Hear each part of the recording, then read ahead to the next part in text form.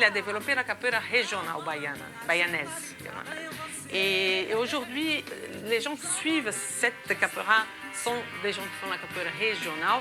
Et nous, on est issus de cette capoeira-là, mais comme elle a continué à être développée et on ne garde pas la tradition de Maître Bimba, on dit qu'on développe, donc on est capoeira contemporaine, qui mélange tous les styles et qui est dans notre top. Voilà.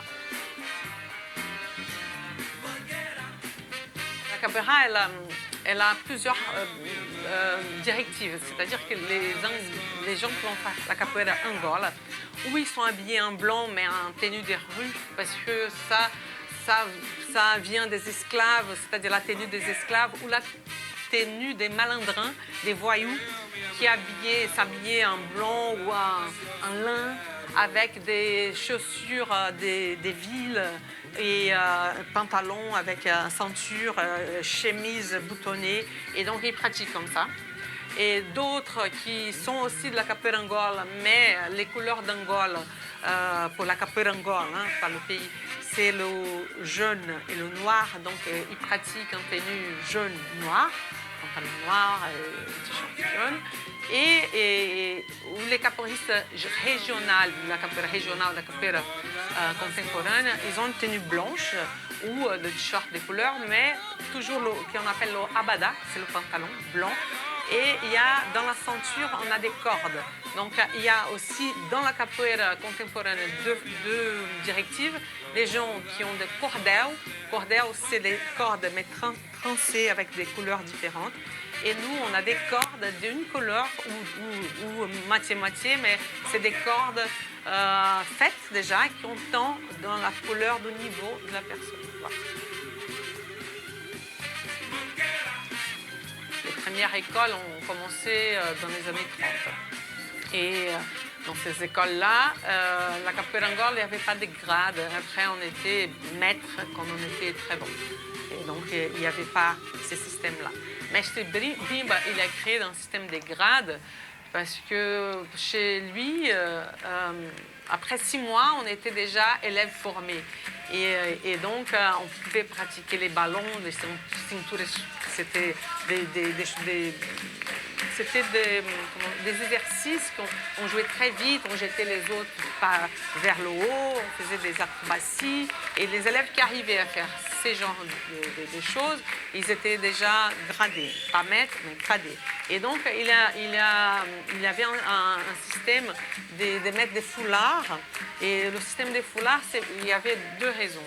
Le foulard en soi, quand on a un rasoir, parce qu'on avait et eux, ils avaient des rasoirs, ils pouvaient couper l'autre, c'était très dangereux à l'époque où il y avait les voyous et tout ça. Donc, pour ne pas se faire couper la soie, la lame des rasoirs ne coupe pas le foulard, la soie. Donc, ils avaient des foulards, c'est protégé à la gorge. Et donc, ils mettaient des foulards des couleurs différentes, comme ça montrait leur grade. Et dans les années 60, il y a un groupe à Rio de Janeiro, un groupe de jeunes de Bourg-Senzala, justement, qui ils ont justement la question que vous m'avez posée, s'il y avait des compétitions. Ils ont fait des compétitions dans une petite fête qu'il y avait tous les ans et qui avait une compétition sur une scène. Ils ont gagné 3 fois de suite. Et donc, ils ont gagné le trophée. Et ils ont été considérés à l'époque le meilleur groupe de capoeira.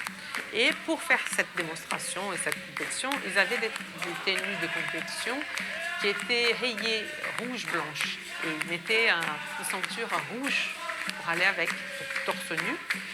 Et donc, ils ont dit, bon, si nous, on a les meilleurs et on a la corde rouge, c'est la corde des maîtres. Et après, ils ont plus ou moins pris le système des judo en échangeant quelques cordes par rapport à leur ceinture.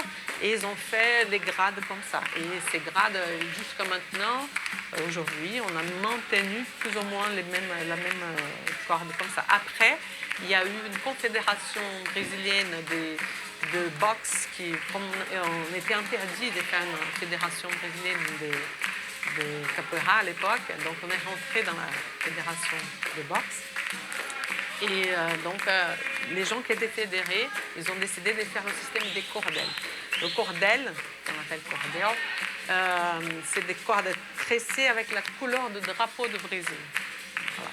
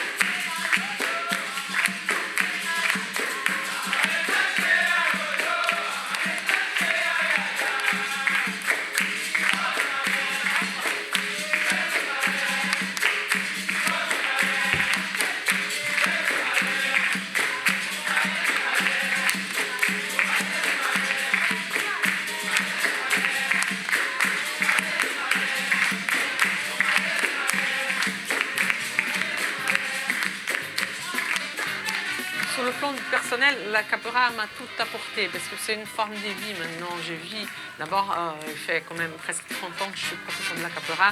Donc, le sport, ça me maintient. Ça me maintient en tant que... Et la capoeira, sa philosophie, ses fondements d'être humble, d'écouter l'autre, de regarder l'autre, d'échanger avec l'autre, tout ça, c'est une philosophie qui c'est ma philosophie de vie, d'échanger l'énergie, d'être toujours présent pour les autres, de regarder les gens en face. Tout ça, c'est la capoeira qui m'a apporté et que je essaye d'enseigner à mes élèves et de faire cet échange-là qui est très important. N'oubliez pas qu'un papier à signer à l'extérieur après. Le baptême des conventions est là en force. Venez aider, voilà. J'ai pas ce matin, donc voilà. Merci beaucoup à tous.